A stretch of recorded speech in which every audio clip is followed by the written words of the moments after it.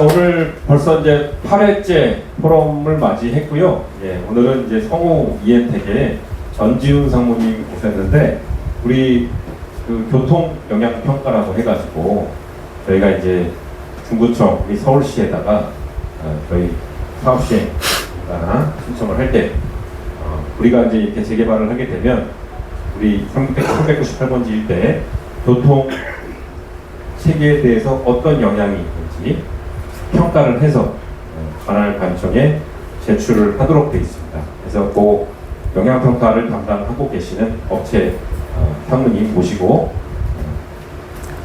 좋은 말씀 한번 듣도록 하겠습니다. 예, 모시겠습니다.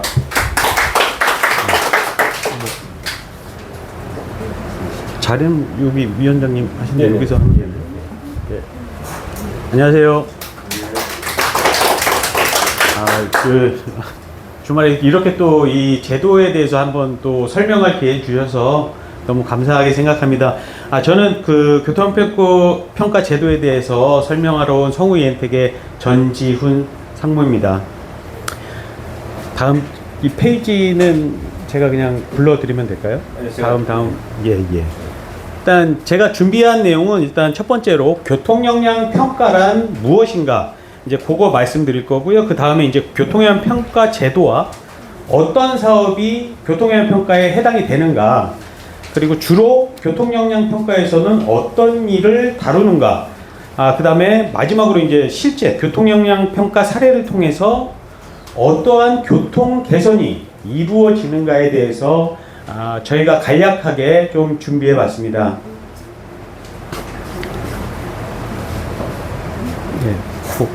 예. 첫 번째로 그 말씀드린 대로 교통영향 평가란 무엇인지에 대해서 말씀드리겠습니다. 교통영향 평가는 저희가 이제 뭐 재개발을 하든지 뭐 그 재건축을 하든지 사업을 시행할 때 발생하는 교통 관련 문제점을 최소화할 수 있는 방안을 마련하는 행위라고 정의를 할 수 있습니다. 지금 그림에서 보시는 것처럼 저희가 도심지에서 재개발을 할 때 요 재개발에 따라서 어떤 문제점이 발생하고, 그럼 그거에 대해서 주변에 좀 미치는 영향을 최소화하거나, 아니면 우리 주민들이 어떤 생활 편익적인 측면에서 좀 더 편하게 생활할 수 있는지에 대해서 교통 측면에서 그 개선 대책을 마련하고 제시하는 업무를 하는 거죠. 그러니까 주변에 어떤 영향을 그럼 검토하게 되냐? 뭐 아파트 출입구 보면은 뭐 이제 신설 이제 대규모 아파트 단지 보면은 그 아파트 줄 출입구에 이제 랜드마크로 이제 크게 줄 출입구가 있으면 거기 이제 출입구를 무슨 로타리 형식으로 구성을 한다던가, 아니면은 뭐 진입 차로를 몇 차로로 우리 그 세대수에 맞는 차량이 드나들기 아주 편하게 구성을 한다던가, 이제 이런 부분을 결정하게 되는데, 그런 부분이 교통영향 평가에서 정해지게 됩니다.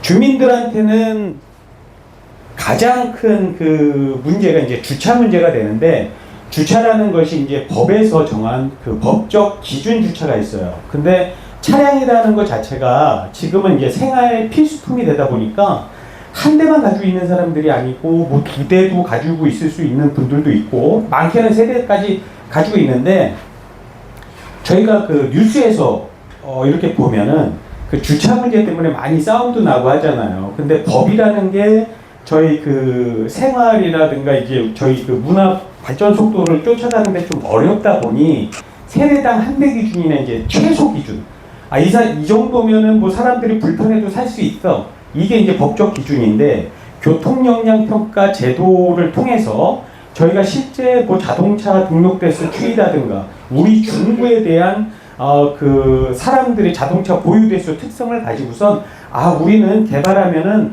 법적에서는 법적으로 한 대지만 우리 개발할 때는 편의를 위해서 우리 생활해야 되잖아요. 1.5대 놔주세요, 1.6대 놔주세요 해서 실제 우리가 거주할 때는 주차 문제를 좀 발생하지 않게, 진짜 발생하더라도 그 문제를 최소화시킬 수 있게 그런 부분을 좀 지적해주고 확보해주는 부분의 일을 합니다. 그 다음에 이제 그 앞에 거 아직 설명 좀 남아있어가지고, 그 다음에 이제 둘째로는 지금 개발 예정 지역이 있으면은 우리가 이제 주차 문제 있고 뭐 이제 대중교통이 있는데 이제 보행 같은 경우도 좀 저희가 뭐 신경을 쓰게 되는데요. 보행 같은 경우는 이제 우리가 걸어 다닐 때 실제 이제 여기 지금 우리 빌라 단지 쪽에서도 차량하고 보행자가 같이 다니는데 이런 부분을 좀 이렇게 확대를 해서 그 용적률을 올려간 만큼 도로 부분을 좀 확대를 해가지고 차량과 사람이 이렇게 분리되거나 아니면 그 전면 공지 등을 활용해서 좀 더 이렇게 그 사람이 걷기에 좋은, 그 다음에 장애물이 좀 없이 뭐 노약자라든가 뭐 저희 이웃들이 장애인이 있는 경우도 있는데 그런 장애인들도 편하게 다닐 수 있도록 그렇게 그런 부분을 지적하고 개선하는 역할을 하는데요. 실제 이제 저희가 그런 부분은 이제 뭐 베리어 프리라고 전문적으로 이제 그런 용어를 하는데 누구나 이제 장애물 없이 이렇게 그 편하게 이동하는 그런 보행로나 이렇게 산책로, 걷고 싶은 이렇게 보도를 만들어 주는 겁니다. 그러니까 실질적으로 이제 저희가 교통영향 평가를 하게 되면은 이제 이런 개발지라는 게 이제 점으로 돼 있고 그 점들을 그 도로를 통해서 선으로 연결하면은 결국 이 중구 전체가 이렇게 그 교통에 문제 없고 그 걷고 싶은 그런 도시로 그 장기적으로 변화시키는데 일조를 한다고 보시면 되겠습니다. 다음 단계로 넘어가겠습니다. 다음 넘어가 주십시오. 그럼 교통영향 평가는 도대체 좀 언제 생겼고 대상 사업은 좀 어떤 것들이 있는지 좀 말씀을 드리겠습니다. 교통영향 평가는 최초 이제 1982년도 우리나라에서 5대 도시교통 개선 방안 연구 용역에서 최초 제안이 된 상황이고요. 근데 그 필요성을 인정받아서 이후에 도시교통 정비 촉진법 제정과 함께 도입돼서 교통영향 평가 제도가 좀 법제화된 사항입니다. 그 평가 관련 그 법제 조항에서는 환경영향 평가나 뭐 재해영향 평가 이제 그런 여러 가지 평가 제도가 있는데 그 중에서도 그 교통영향 평가 제도는 가장 오래된 역사를 좀 가지고 있습니다.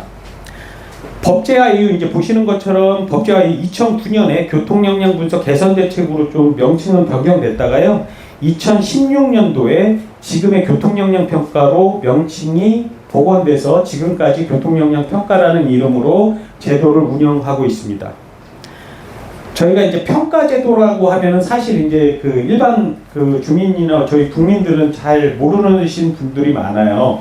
이게 왜 그러냐면은 실질적으로 이제 그 재개발을 한다던가 이제 뭐 재건축을 할 때 이제 잠깐 접하고 평상시에는 좀 접하지 않는 제도기는 한데 이 평가 제도라는 게 교통 포함해서 뭐 환경 재해가 선진형 제도라고 좀 볼 수가 있습니다. 이거는 이제 뭐 건축물에 대해서 우리가 이제 뭐 영종열 뭐 이렇게 뭐 건폐율 그런 거보다는 주민의 이제 실제 생활할 때 생활 편의를 어떻게 향상을 시키느냐. 그래서 삶의 질을 얼만큼 내가 더 우리가 높여줄 수 있느냐를 그 확보해 주는 제도이기 때문에 이 평가 제도를 시행하는 나라라고 하면은 선진국이라고 봐도 무방하고요.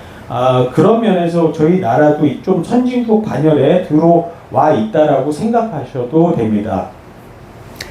또한 이게 또 우리는 좀 뭐 이건 여담인데 우리나라 이제 법 체계 자체가 좀 이웃 나라인 일본에서 좀 많이 차용되거나 이제 그 가져온 법들이 많은데 유일하게 요 교통영향 평가는 저희 나라에서 일본으로 수출한 좀 법이기도 합니다. 그러다 보니까 이제 요 평가를 업으로 삼는 좀 저희 같은 사람들에 있어서는 좀 이렇게 자부심을 갖고 좀 일을 하고 있습니다.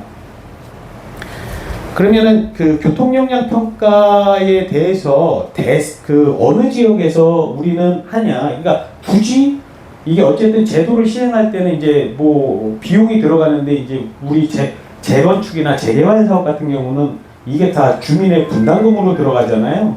그러다 보니까 굳이 필요 없는 거를 할 필요는 없는데 그러면 이게 우리 사업이 대상이 되는지 안 되는지는 되게 중요한 부분이라고 생각합니다. 그러면 어떤 지역에서 교통영향 평가를 시행하는지를 알려드리겠습니다.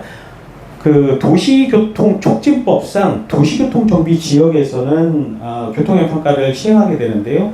그 도시교통 그럼 정비 지역이 뭐냐? 그 도시교통 정비 지역은 국토교통부 장관이 도시교통의 그 원활한 흐름을 그 위에서 고시하는 인구 10만 명 이상의 도시 지역은 고시하게 됩니다. 결국 그 도시교통 정비 지역은 뭐 서울시를 포함해서 광역시, 그 경기도 모든 지역이 일단 해당하게 되고요. 서울시 같은 경우는 전체가 다 도시교통 정비 지역이라고 보시면 될 것 같습니다. 그러니까 서울시에서 일정 규모 이상 개발하는 사업에 대해서는 교통영향 평가를 받게 된다라고 이해하시면 될 것 같습니다. 다음 페이지 좀 올려주십시오. 그러면 이제 도대체 어떤 것 사업들이 그 교통영향 평가 대상이 되느냐인데, 저 그림을 보시면 무슨 도시개발 사업, 산업단지 조성 사업, 에너지개발, 뭐 항만의 건설, 도로의 건설, 뭐 관광단지, 뭐 특정 시설의 건설 사업, 체육시설, 뭐 이제 건축물, 그다음에 이제 대통령령으로 정하는 이제 뭐 그 사업들이 있는데, 지금 이 사업이 이제 괜히 이제 이렇게 일반적으로 나열된 게 아니고, 이 사업들은 다 그 개별법에 의해서 시행되는 사업인데요. 뭐 도시의 개발 사업 같은 경우는 지금 저희 사업이 해당될 수 있습니다. 재개발 같은 거. 그러면 이제 뭐 도시개발법에 의해서 하다가 주택정비 조성사업법으로 진행이 된다던가, 그런 개별법에 있는 각 그 사업의 항목에 해당되는 모든 사업은 교통영향 평가를 받게 되는 거죠. 즉 개발을 해서 뭔가 교통을 추가로, 차량을 추가로 유발한다든가 인구가 더 유입돼 가지고 사람의 통행이 많아진다라고 생각되면 교통영향 평가에 다 대상이 된다라고 보시면 될 것 같습니다. 그래서 이제 제가 서두에 말씀드린 대로 이게 이제 좀 선진국형 제도라고 이렇게 말씀드린 부분입니다. 그럼 교통영향 평가는 이제 어떤 흐름으로 진행이 되냐면요.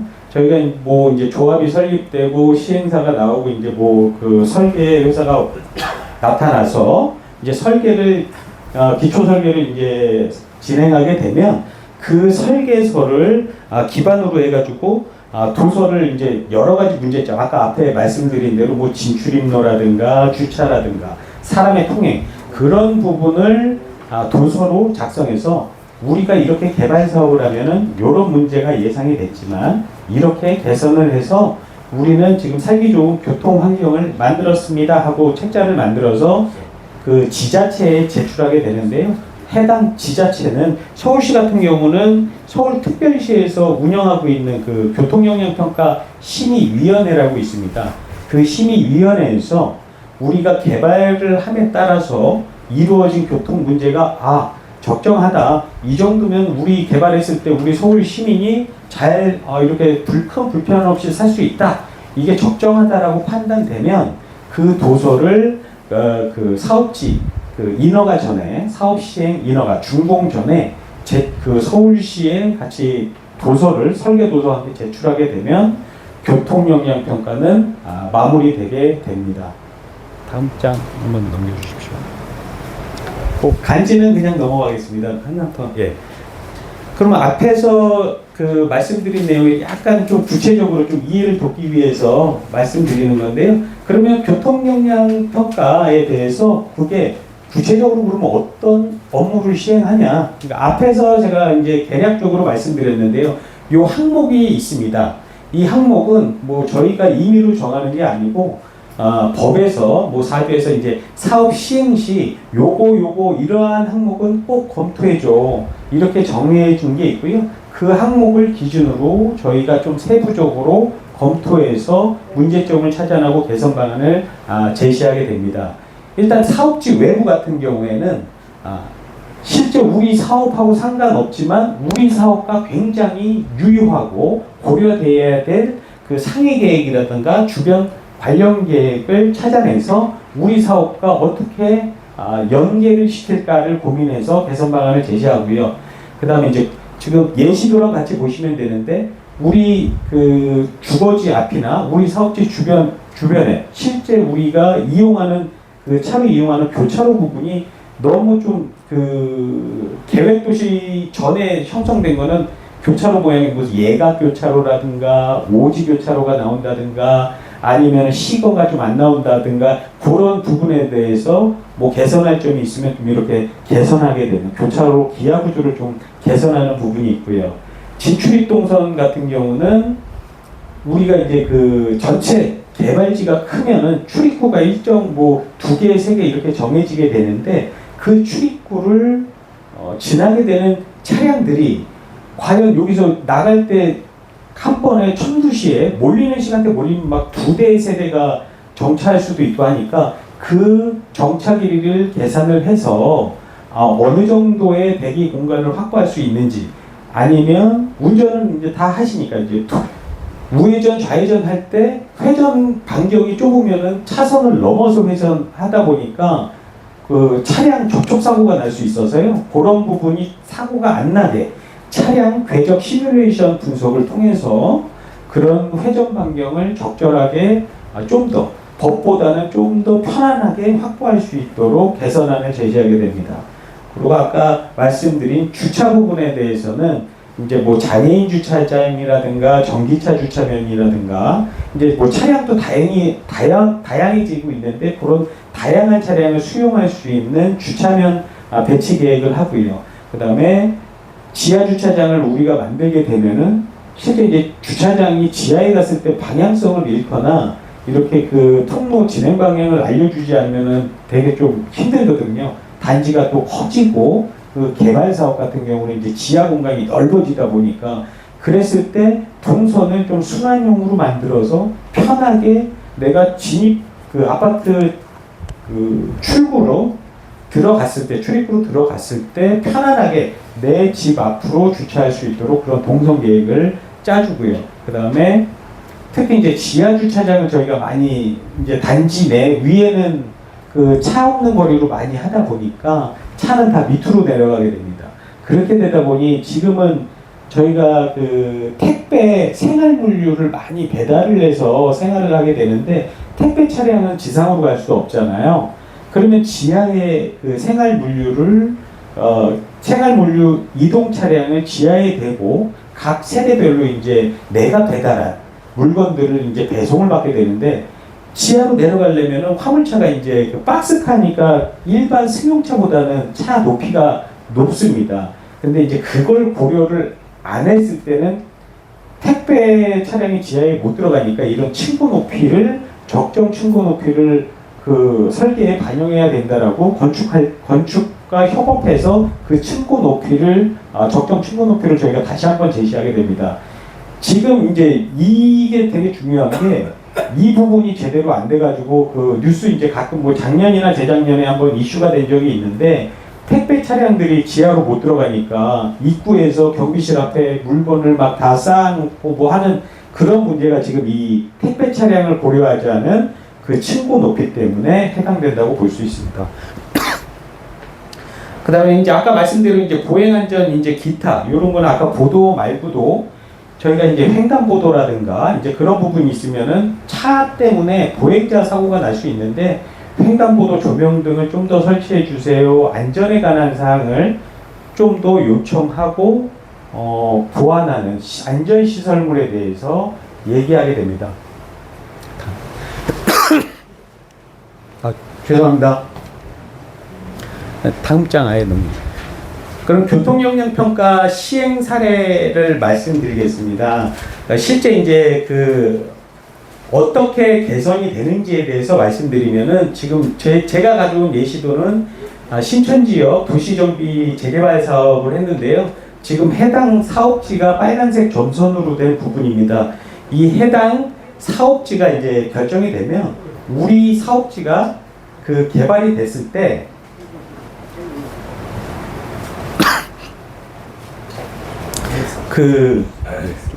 죄송합니다. 마른 집 좀 나가고. 네.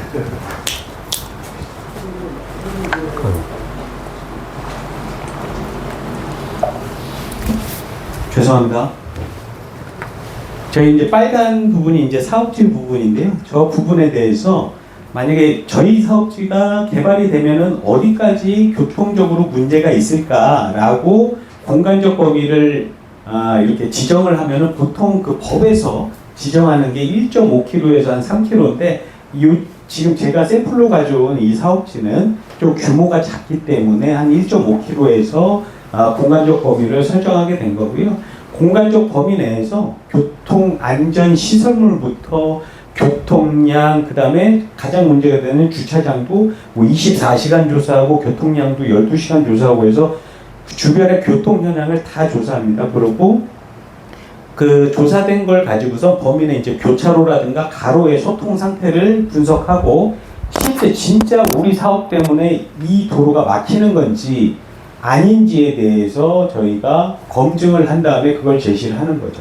그렇게 돼서 이 조사된 걸 가지고 장래 우리 사업을 시행함에 있어서 어떤 문제점이 있는지 그걸 개선할 게 뭔지를 찾아내는 겁니다. 다음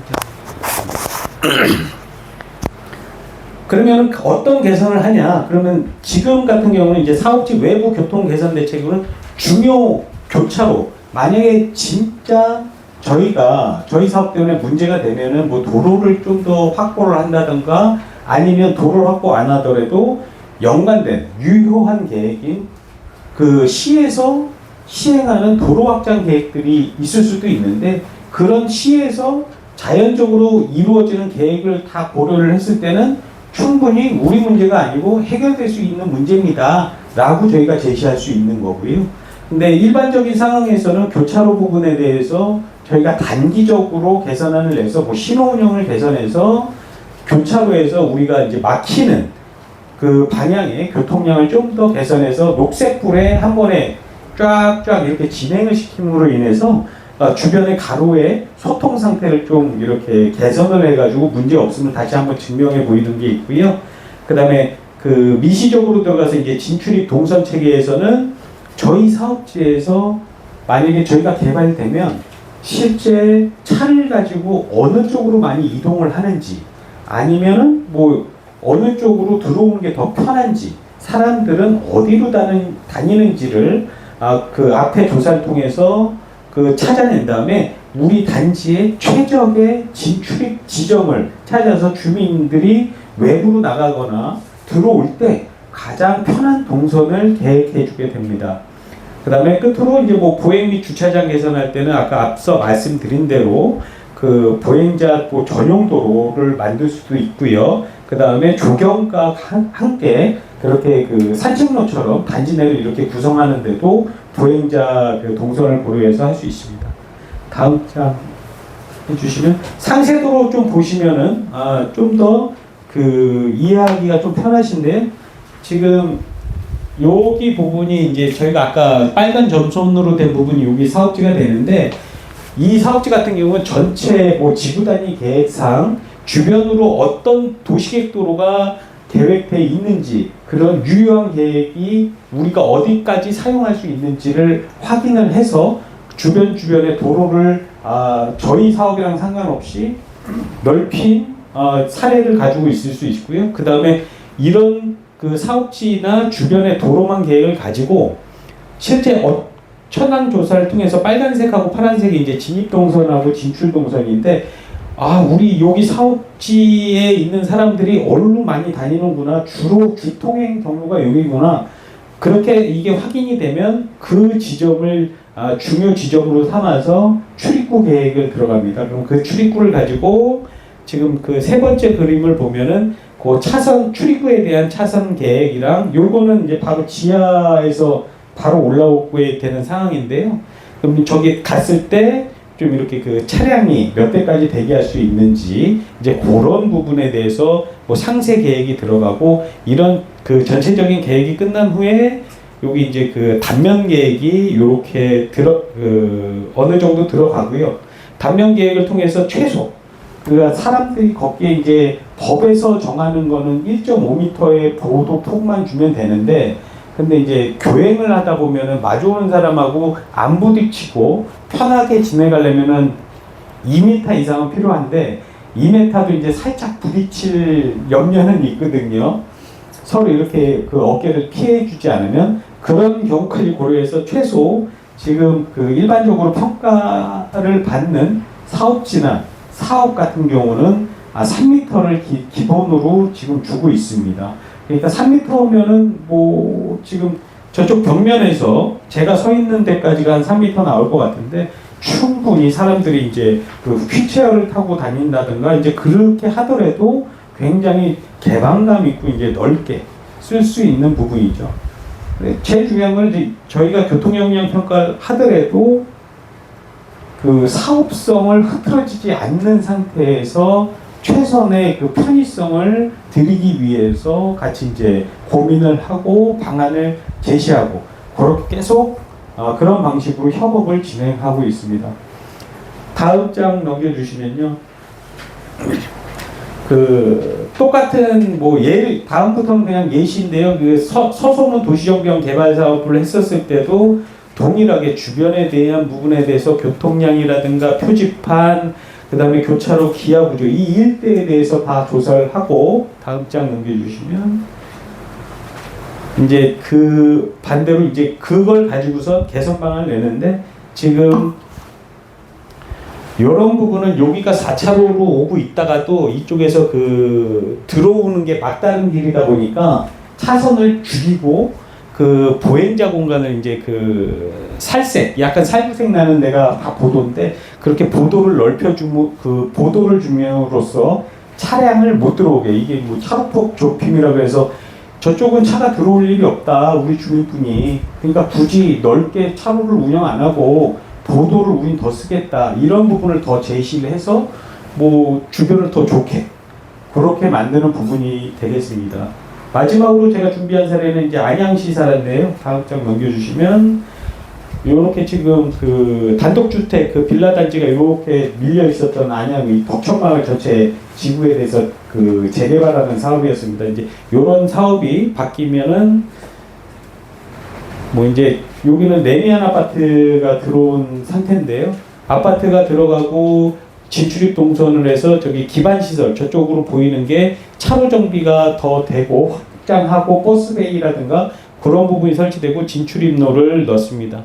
그 다음에 이쪽 좌측에 주변 지역과 연계한 교차로 계획 보시면은 이제 옆에가 이제 상업시설이 들어오는데 상업시설 교차로랑 연계해서 실제 이제 저희 그 교차로를 하나로 만들어가지고 좀 교차로의 안전성, 출입구를 같이 씀으로 인해가지고 교차로가 너무 짧으면은 갔다 섰다를 많이 하기 때문에 최소화시키면서 교차로 그 진출입로를 좀 일치시키고 단지 내에서는 동간 연결하고 이제 군데군데 보이는 무슨 그 어린이 이제 놀이터에 물놀이 시설이랑 요새 많이 들어가고 있는데 그런 부분을 어떻게 배치할 것인가. 그러면 그리고 여기 이제 유치원이라든가 애들 유아 시설이 있었을 때 그 버스 어린이 승하차를 위해서 이제 드랍존 같은 거 우리 그 손주들이나 이제 뭐 이제 자기 자녀들이 있으면은 그 차량 사고가 많이 나는데 그 부분에 대해서 이제 승하차 시 이제 사고를 예방하기 위해서 뭐 저희가 그 출입구 쪽이라든가 지하 출입구에 뭐 여건이 안 되면 지하 주차장이라든가 해서 어린이 안전까지 신경 쓰는데 이제 요거는 법적으로 이렇게 그 설치해야 된다라고만 나오고 구체적으로는 이제 어떻게 설치해야 되는 건 제시가 안 돼 있기 때문에 그런 그 법에서 정하는 최소 기준을 가지고 저희가 그런 어린이 안전까지 신경을 써서 그런 동선 계획이라든가 승하차장에 대한 공간 계획이라든가 이런 부분을 건축이나 설계사랑 협업을 통해서 좀 더 설계에 좋게 삶의 질을 올릴 수 있는 설계가 나올 수 있도록 제안하고 개선하는 업무라고 볼 수 있습니다. 이상 이렇게 좀 긴 설명이었는데 잘 들어주셔서 감사합니다.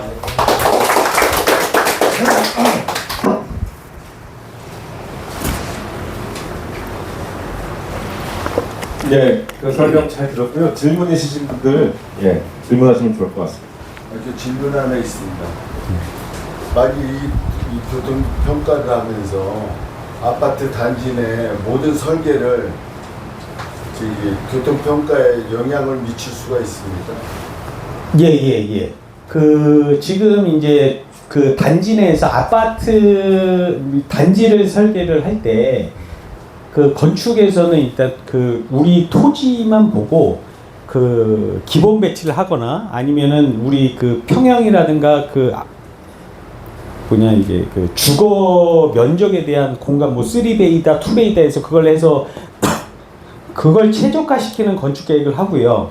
그럼 그 동에 대해서 저희가 배치 계획이 교통적으로 문제가 없나? 예를 들어서 비상 차량이 들어갔는데 소방서 차량이 화재를 진입해야 되는데 소방 차량이 진압할 수 들어가는 길이 마련이 안 돼 있습니다. 그러면 그 길을 마련해 주던가 아니면 동배치를 조금 틀던가 이제 그런 부분에 대해서 계속 제한을 건축이라든가 설계사한테 제한을 하게 되죠. 그래서 그런 부분이 확보돼야 교통영향 평가가 통과될 수 있고 지금 말씀하신 대로 그런 모든 부분에 교통영향 평가는 영향을 미칩니다. 근데 저희만 또 영향을 미치는 게 아니고 뭐 이제 개발 사업이잖아요. 저희는 사업 같은 경우는 이제 무슨 경관이라든가 환경 쪽에서도 바람길이라든가 통경축 때문에 다 그런 영향을 좀 미치게 됩니다. 그러면 정문 위치도 그 평가에 따라서 어디에다가 이렇게 할 수 있는 것도 평가에 따라서 달라질 수가 있나요? 평가에 따라서 이제 적정 위치가 이게 너무 이제 저희가 기본적으로 이제 개발을 하게 되면 이제 대로라든가 이제 그런 데는 붙일 수가 없거든요. 근데 이제 가끔 우리 사업지 위주의 중심적으로 하면 이제 대로에 붙이는 경우가 있는데 대로는 이제 넓은 도로라든가 이제 통행이 많이 되는 데는 저희 이득으로 봤을 땐 설치를 해야 되는데 우리 사업으로 인해서 공공성을 너무 해치니 요거는 좀 위계가 좀 작은 도로에 붙여 주십시오라고 저희가 건의를 하게 되죠. 예. 그렇게 지금 그런 부분이 영향을 미칠 수 있습니다.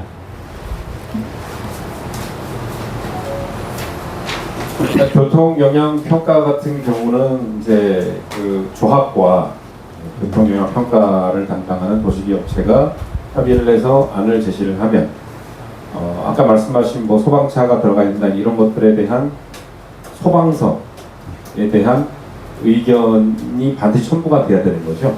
예, 그렇습니다. 교통의 평가서를 저희가 도서를 작성해서 서울시 지자체에 이제 제출을 하게 되면 심의도 받게 되는데 심의 전에 유관 실과라든가 우리 사업을 할 때 뭐 도시개발 사업으로 하든 주택 정비 사업으로 하든 간에 유관 부서 관련 부서들이 여러 가지가 있습니다. 만약에 이제 우리가 지금 우리 사업을 하면 이 길은 다 도시계획도로니까 도시계획과도 가고 그런 모든 유관 부서에서 이 개발할 때 이러이러한 거는 좀 신경 써 주세요라고 의견을 제시하게 되고 그 의견에 대해서 모든 항목에 대해서 저희가 항목별로 다 대답을 해줘야 되는 상황이 되겠죠. 이거는 뭐 저희 교토뿐만 아니라 뭐 도시 쪽도 그러고 건축도 그러고 다 동일한 상황입니다. 만약에 이제 조합의 필요에 의해서 예를 들어서 정문 위치가 우리가 딱 원하는 위치가 있는데 예를 들어서 예. 소방서에서 정문 위치가 이거는 소방차가 진입하기 적절하지 않은 것 같다라는 게 제시를 했고 근데 만약에 조합 입장에서 정문 위치를 양보를 못하는 상황이 있다 그러면 뭐 조율할 수 있는 절차라든가 그런 게 있을까요? 그러니까 결국은 교통영향 평가라든가 모든 평가제도는 심의를 통해서 결정하게 됩니다.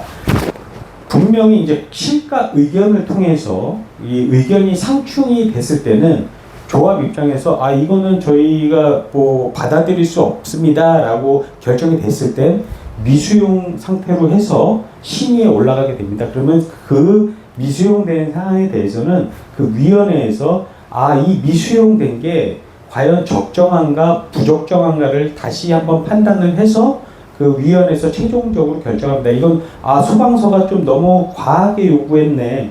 조합의 의견이 좀 더 타당해. 그러면 미수용이 받아들여져 가지고 그대로 사업을 진행하면 되는 거고요. 아니 이 위원회에서도 봐서 이거는 조금 소방서 쪽이 더 타당한 것 같아. 그러면은 다시 한번 협의를 해와라든가 아니면은 재검토를 한번 요청을 해서 수정할 수 있거나 아니면 한 번 더 추가 협의를 할 기회를 줍니다. 그게 이제 위원회의 역할이고 그런 사항은 해당 지자체 서울시는 서울시 교통평가위원회에서 결정해주게 됩니다. 소방서 같은 경우는 이제 교통 그 도로 상황이라든가 신설되는 도로 또는 기존 도로의 변경 이런 것들이 중요할 것 같고 혹시 경찰서도 관련된 사항이 있나요? 교통 관련해가지고. 경찰서는 이제 주변 도로에 대한 운영 부분은 다 경찰서에서 합니다. 그 신호 운영이라든가 그 차선 그런 차선에 대한 운영, 뭐 좌회전 차선, 우회전 차선에서 경찰서는 이제 신호이나 교통 시설물 그러니까 이제 횡단보도를 설치한다, 그다음에 신호등을 설치한다, 그다음에 그 단속 카메라를 설치한다 이제 이런 거는 다 경찰서에서 의견을 대부분 주고요.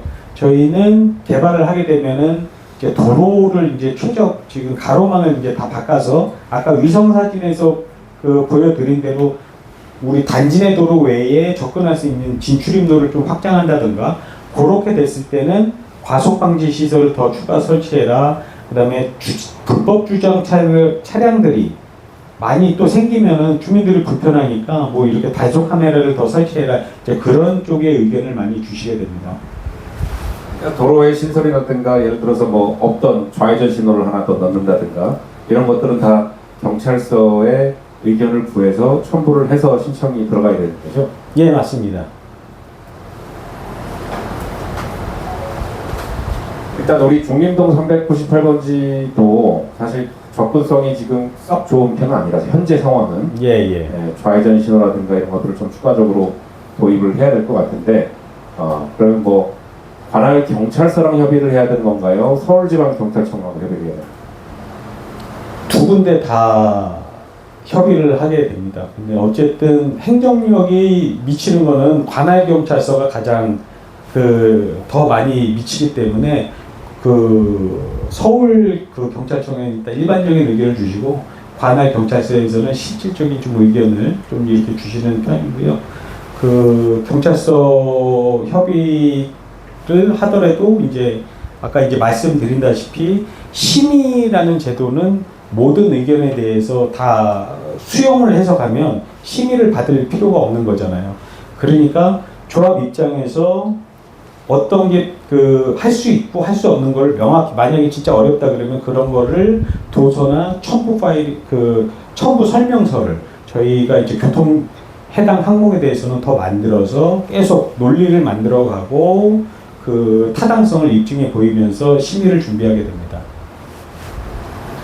우리 아파트로 진입한 이제 진출입 동선을 설계함에 있어서 사실 가능한 건 차가 들어와서 최대한 적게 도는 구조가 제일 좋을 것 같긴 합니다만은 어떤 다른 고려 사항이 있을까요? 예를 들어서 요새 아파트에서는 호텔식 로비도 많이 도입을 하잖아요. 예. 픽업존이라든가 이런 것도 많이 도입을 하게 되는데 그런 것들이 들어가면은 동선이 좀 더 효율화되는 효과가 있나요? 아니면 동선이 더 복잡해지는 효과가 있나요?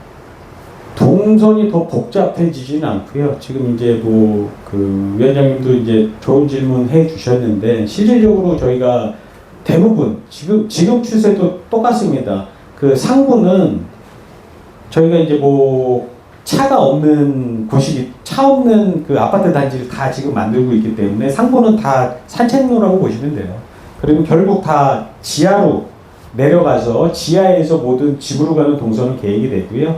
지금 말씀하신 대로 이제 픽업존은 회차 공간이라든가 그런 부분을 이제 통해서 별도로 확보하게 되는데 그게 지금 말씀하신 게 좀 요새 건설 좀 추세고 지자체에서도 그런 부분을 좀 많이 요청하고 있습니다. 그래서 동선하고는 이제 크게 차이는 없는데 다만 이제 부지 여건이 좀 이렇게 애매할 때는 건축에서 좀 배치가 좀 어려울 수는 있지만 그나마 이제 좀 좋은 거는 리모델링과 틀리게 저희는 이제 재개발로 간다라고 한다면 재개발이라는 거는 아예 다 없앤 상태에서 새로운 그림을 그리는 거잖아요.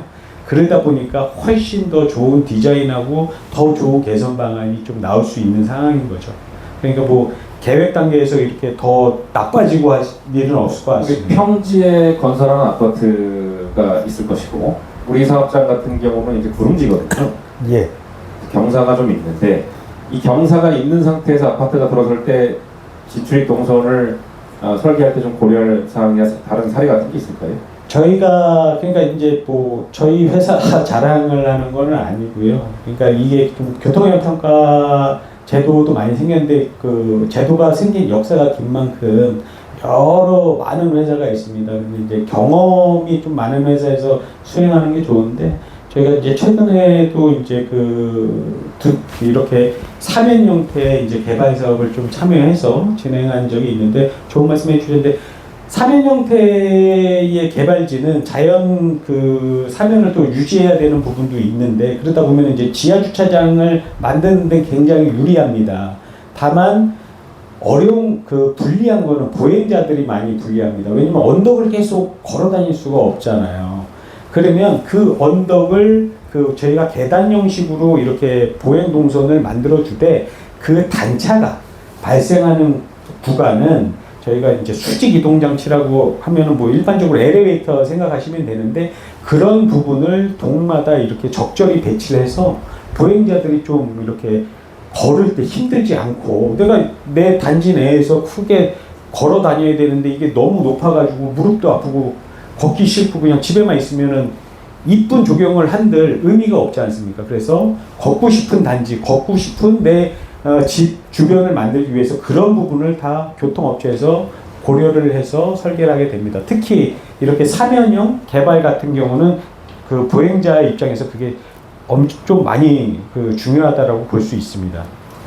그 제가 알기로는 이제 그 몇몇 아파트 단지는 이제 경사가 급한 사면 같은 경우에는 계단 이외에 이제 에스컬레이터도 설치하는 사례가 있는 걸로 알고 있거든요. 예, 맞습니다. 예. 그 우리 사업장에서도 만약에 그 경사가 급하고 또 이 거주민분들이 연세가 좀 있으신 분들이 있거든요. 그럴 경우에 이제 에스컬레이터도 도입할 가능성도 있는 거죠.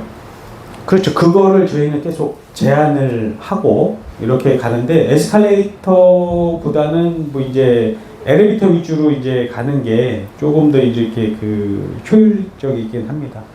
왜냐면은 이제 그 에스컬레이터 설치하면은 우천시나 그다음에 이제 뭐 이렇게 눈비 왔을 때 그걸 유지하고 보수하는데 좀 문제가 장기적으로 봤을 때는 있고 결국 그 또 가림막을 설치하려면 이 위에 가림막에 대한 시공이 들어가면 그게 엘리베이터랑 큰 차이가 없거든요. 그래서 저희는 좀 그런 에스컬레이터보다 뭐 이렇게 그 엘리베이터를 그 권장하고요. 실제 이제 위원장님 말하는 이제 에스컬레이터 같은 경우는 좀 관광지 성격이 있는 곳에서는 좀 많이 이제 그 랜드마크 형식으로 좀 이렇게 놓는 경우는 있는데 저희는 뭐 일단 만약 조합에서 간다 그러면은 조합의 의견을 최대한 반영을 해서 그런 보행 여건을 개선하지만 뭐 이제 여러 가지 사례나 이제 그런 걸 제시해서 좀 더 좋은 선택을 할 수 있도록 그런 방안을 더 제시해주고 하는 거죠. 사실 우리 중림동 398번지 재개발 구역이 그 뭐 관광지라면 관광지 갈 수 있는데 뒤편에 이제 손기정 기념공원이 있거든요. 예, 알고 손기정 있습니다. 기념공원을 이제 방문하는 사람들도 있고 또 이 거주민들도 공원을 또 이용해서 체육시설을 또 이용하려는 수요가 있기 때문에 그런 것들은 좀 감안을 해가지고 적절한 안을 선택하면 되겠고요. 그렇죠.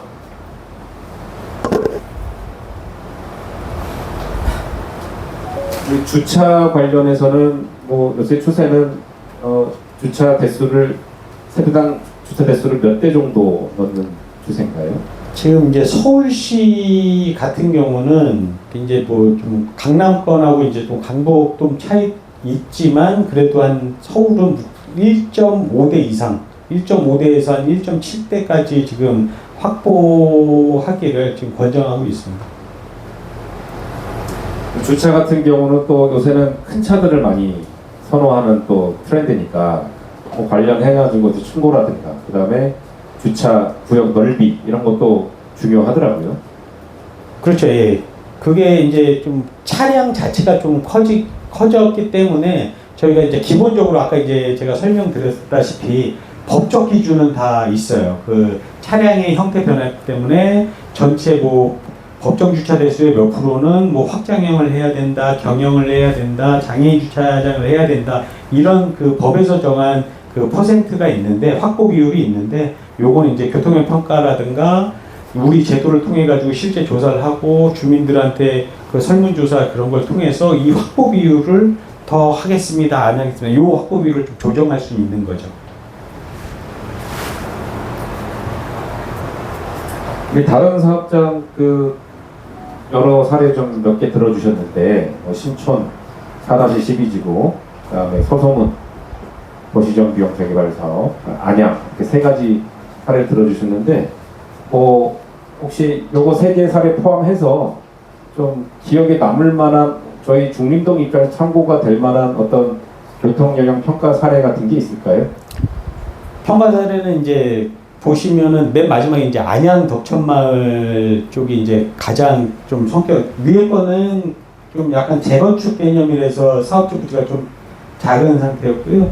안양 덕천마을은 이제 요 일대 전체가 지금 아까 저도 사실 네. 질문을 좀 드리려고 했는데 이게 이전이고 예, 이전이고요. 개발 이전이 개발 이후잖아요. 예, 예, 예. 요거 비교를 조금 한 번 더 해주시죠. 어떻게 바뀌었는지.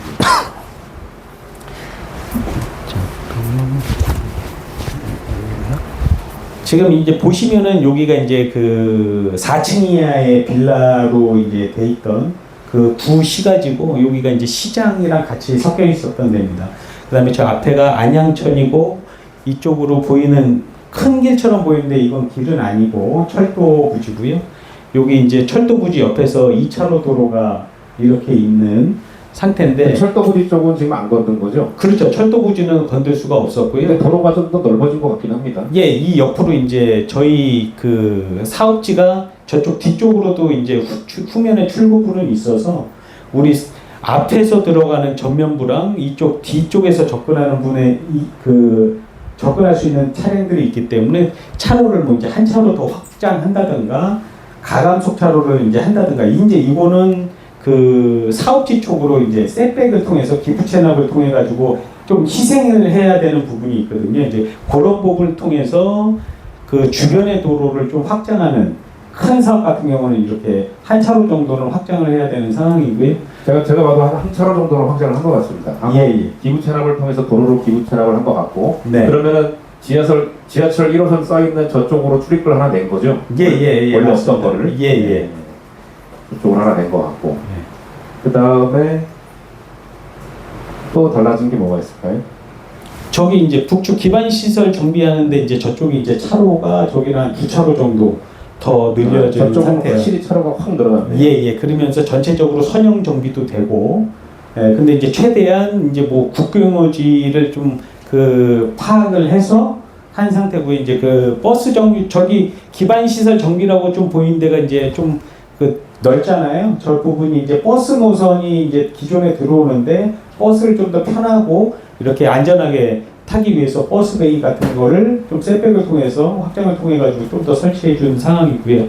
그거 맞춰서 교차로를 그 출입구를 좀 이렇게 그 두 개로 일원화 시켜 가지고 전체적인 가로에 대해서 소통 여건을 좀 개선하고 이제 그런 부분이 전체 사업을 이제 큰 사업을 할 때는 이제 그런 부분이 많이 들어갑니다.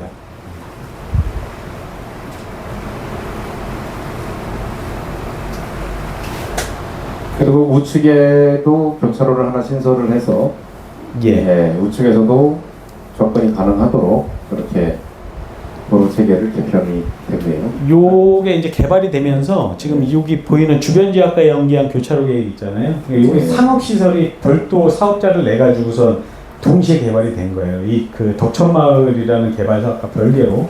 그러다 보니까 이제 그 사업 시기를 맞추거나 아니면은 뭐 잠깐의 뭐 좀 뭐 1년이라든가 차이가 있다 그래도 출입구를 일치시킨 상태에서 해야 그 엇갈린 기형적인 교차로가 안 나오니까 그런 거를 먼저 제시해서 교차로를 좀 정형화시키고 그렇게 한 그러면 부분이죠. 저 왼쪽 상단에 있는 교차로는 같은 재개발 사업에 있는 구역이 아닌데 예. 다른 상업시설 개발 사업이었는데 단지와의 연계성을 위해서 교차로를 하나 신설을 한 거네요. 그렇죠.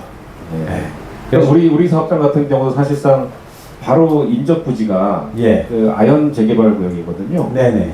그렇다 그러면 사실 우리 중림동의 속도는 빠른데 옆에 인접 구역을 감안해서라도 교차로를 신설할 필요성을 검토할 이유가 있겠네요.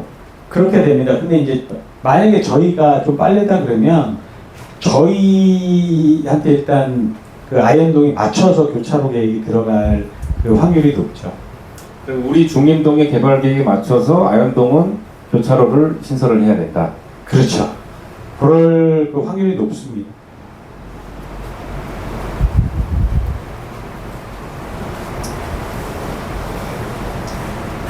근데 사진으로 보니까 체감이 확 되네요. 사진을 보면은 네. 보시면은 이 단지 위쪽도 거의 이제 그 지하 주차장 가는데 빼고서는 요거는 이제 준공 사진을 제가 찾다 보니까 요게 이제 아예 차 없는 거리는 아니고 차 없는 단지는 아니고 그래도 위에 각 그 단지가 워낙 크니까 소공원 내를 연결할 수 있는 보행자 뭐 전용 도로라든가 보행 계획이 같이 적용하고 같이 들어간 상황입니다. 지금 이 구조는 차량이 지상으로 다닐 수가 있는 단지인 거잖아요. 예, 단지가 워낙 버스 정거장과 네. 부정거장 나오니까 네. 차가 다닐 수밖에 없는 택배 차량도 지상으로 네. 다니고. 지상으로 다니는데 이제 그 출입구에서 바로 앞에 지하로 가는 접근하는 건 있고 지상으로 약간 관통하는 것도 있고 합니다. 우리처럼 이렇게 경사면 구릉지 개발 같은 경우에는 지상은 다 공원화 시키는 게 나을까요? 지상 같은 경우는 다 일단 공원화 시키는 게 훨씬 낫죠. 차가 결국 이렇게 올라갔을 때는 제가 봤을 때는 이제 뭐 경험에 전문 분야는 아니지만 경험에 의해서 하면은 이 단지간 지하까지 옹벽이 생길 것 같거든요. 밑으로. 그러니까 결국 이 부분이 이쪽에서 이제 경사가 여기서부터 위로 올라간다 그러면 여기는 밑에가 되고 뭐 6m 올라가서 이제 이쪽 아파트가 들어가면 이쪽 부분이 지하에서 옹벽 같은 게 생기게 되니까 사실 지상 그 공원화 시키거나 그러는 게 낫죠. 주차장도 결국 구분돼서 들어갈 확률도 높고. 네. 그럼 주차장의 램프를 뭐 이제 길게 빼던가 하면 결국 그 지하에서 모든 걸 좀 활동시키고 지상은 그냥 뭐 공원화 시키는 게 오히려 나을 수도 있습니다. 그러면 우리 중림동 구역은 주차장이 하나로 통합되기는 어렵고 좀 구획별로 나뉘어질 가능성이 높은 건가요?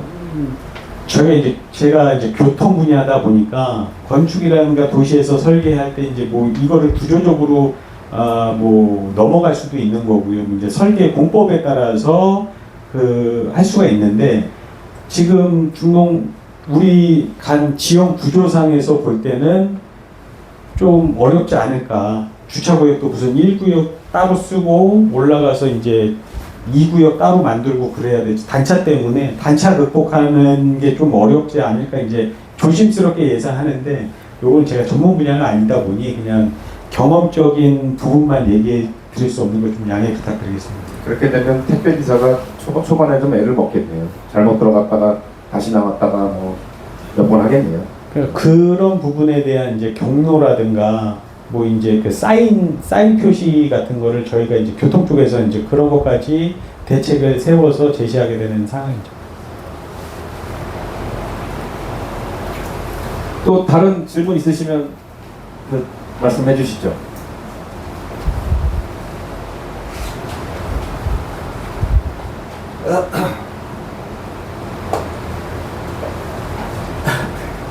이 교통영향 평가 관련해서는 통상 소요 기간이 어느 정도 되나요? 실질적으로 이제 모든 그 진행이 좀 긍정적으로 이렇게 잘 흘러가면은 한 4개월 정도 걸리는 거고요. 근데 이제 좀 조합 입장과 관의 입장이라든가 설계적인 좀 문제가 발생할 때는 이제 그 행정 절차에 따라서 그 플러스 그 늘어진 기간만큼 더 늘어난다고 보시면 돼요. 그래서 통상적으로는 한 4달 보시면 됩니다. 협의 기간, 보고서 작성 기간이 1달 반 정도 걸리고요. 그 다음에 협의 기간이 1달 정도 걸리고, 그 다음에 협의 끝나면 이제 심의를 하고, 심의 결과에 대해서 조치계획서를 쓰고 다시 결과에 대한 협의를 하게 되는데, 그 기간을 한 4개월 정도 보시면 될 것 같습니다. 우리 중림동 398번지는 서울시 신속통합기획 해당 부지거든요. 그래서 환경영향평가와 교통영향평가가 이제 통합심의 되는 걸로 알고 있는데 그러면은 그 통합 심의도 4개월 정도로 보면 되는 건가요? 통합 시비도 이렇게 그 신속계획단 하면 이제 뭐 행정 절차를 좀 간소화하기 위해서 가기 때문에 교통 통합으로 가더라도 교통은 이제 좀 갈 수는 있는데 이제 환경 쪽에서는 이제 무슨 제가 그 계절 조사라든가 사계절 조사를 또 해야 되는 상황이 있고 여러 가지 상황이 있거든요. 그래서 이제 그런 부분 때문에 뭐 좀 더 걸릴 수는 있는데 통합으로 가게 돼도 통상적으로 한 4, 5개월 잡으시면 될 것 같습니다. 이번에 그 정부에서 발표한 88 그 부동산 대책에 포함된 재건축 재개발 활성화 관련해가지고 정비 사업 관련된 절차를 빨리빨리 진행을 시켜주겠다 이런 것들이 우리 교통영향 평가에도 좀 영향이 있을까요? 아무래도 좀 이렇게 그 시 정책하고 그렇게 이제 맞물려서 가다 보면은 뭐 행정기관에서는 좀 더 그 기조는 도와주려고 해 주시긴 하는데 그렇게 기간상으로 이렇게 그 물리적으로 줄일 수 있는 기간이 아니라서 다만 이제 그 시 정책상 이거는 우리 시 정책상 여러 빨리 주택을 공급하고 주민의 그 편의를 위해서 해야 된다라고 하면은 아무래도 공무원들이 좀 기조가 바뀝니다. 도와주려고. 그래서 더 기간이 늘어나지 않는 거죠. 제가 이제 말씀드린 거는 이제 모든 게 좀 긍정적으로 갔을 때는 4달, 5달인데 공무원 기조가 이거를 좀 이렇게 잘 안 도와줘. 그러면 이제 늘어나는 거고 기조가 이제 도와주려고 지금 이렇게 정책적으로 하고 서울시에서도 이런 걸 발표하면 공무원 이거 우리 기간 내 끝내주자 해서 빨리 끝나는 게 이제 그 4달에서 5달이 될 수 있다라고 볼 수 있는 거죠. 4-5달보다 더 빨리는 현실적으로 쉽진 않다. 물리적 시간이 있기 때문에 뭐 이제 진짜 뭐 이제 주말 없고 뭐 매일 같이 일한다 그러면 뭐 이렇게 한 3개월 정도도 끊는 회사들을 본 적은 있는데 그냥 정상적인 절차에서 제가 말씀드리는 거고 뭐 최대 줄이면은 뭐 3개월 안에도 가게 되는데 급하면은 좀 체하게 되고 이렇게 문제가 좀 발생하기는 하더라고요. 제가 질문 하나. 예. 저희가 어느 단지를 가보니까 차가 진입을 하면은 아파트 단지 지상을 일체 들어오지 못하고 지하로 바로 들어갑니다. 예. 네, 그렇게 해서 지상에는 이제 아무것도 없는 거죠. 네. 예. 그런데 간혹 가다가 그 배달되는 그 오토바이는 한 번씩 다니는데 그것도 역시 좀 위험한 그런 저희가 되더라고요. 그래서 가급적이면은 지하로 들어가가지고 지하에서 어차피 엘리베이터를 사용하니까 네, 그렇게 해서 지상에는 일체 차가 다니지 않습니다. 그래서 어린이들은 마음대로 뛰어놀 수 있고 보행자도 마음껏 다닐 수가 있는데 또 한 가지는 거기는 시유지를 이 단지 내 공원을 만들었더라고요. 예. 네, 그래서 공원이 무슨 그 시설이 있는 공원이 아니고 그냥 동산식으로 서로 좀 약간 올라오게 묘 비슷하게 올라오게 해가지고 거기다 나무를 심고 그렇게 했더라고요. 그런데 우리 지금 중림동에도 시유지가 상당히 많이 있습니다. 북공유지가 예. 뿐만 아니라 근데 그거를 그렇게 단지 내에다가 그런 그 시설을 동산 시설을 그런 것을 만들 수가 있을까요? 제가 이제 그거는 교통 파트는 아닌데 제가 이제 한 20년 정도 지금 이 일을 해왔기 때문에 그냥 경험적 지식으로 좀 답변을 드린다 그러면은 실제 이제 개발 사업을 하면 아까 제가 말씀드린 대로 이제 이 전체 우리 개발 부지 안에 도시계획도로라든가 이제 뭐 시 소유의 국공유지가 있을 수 있습니다. 근데 이걸 개발을 하면 국공유지에 대해서는 이 부지에 포함된 거를 반납을 해야 되는 거죠. 근데 이 반납의 형태를 공원형으로 하는 거고, 그 다음에 이 부지가 우리가 크기 때문에 거기 있는 거를 이제 저희가 그 모든 시에서는 공원을 많이 만들어 녹색 도시를 위해서 많이 만듭니다. 그래서 이 큰 단지라고 하더라도 외부에서 좀 들어가서 좀 그 개발하면서 잘 만드는 공원 주변 사람들도 좀 이용하면 좋잖아. 이제 이런 취지로 안에 그 개발 사업지 안에 공원을 이렇게 만들게 하는 경우도 있고요. 이제 그런 경우에는 우리가 이제 단지 안에 공원을 시 땅으로 만들었지만 어드밴테이지를 좀 받아가지고 뭐 이제 뭐 용적률을 좀 뭐 이렇게 더 상향한다든가 뭐 건폐율을 더 올린다든가 이런 또 그 이득을 주기 때문에 그런 식으로 설계가 이루어지는 걸로 알고 있습니다. 예, 또 질문 주신 분 있으실까요? 예, 없으시면은 그 우리 성우 이혜태 그 전지훈 상무님이 굉장히 자세하게 설명 잘 해주신 것 같습니다. 예. 감사의 박수 한번. 감사합니다. 잠깐 쉬었다가요. 바로 이어서